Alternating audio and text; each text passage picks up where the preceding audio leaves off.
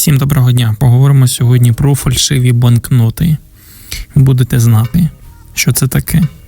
І так, фальшиві банкноти – це гроші, створені шахраями з метою обміну на справжні. Виробництво таких купюр нелегальне.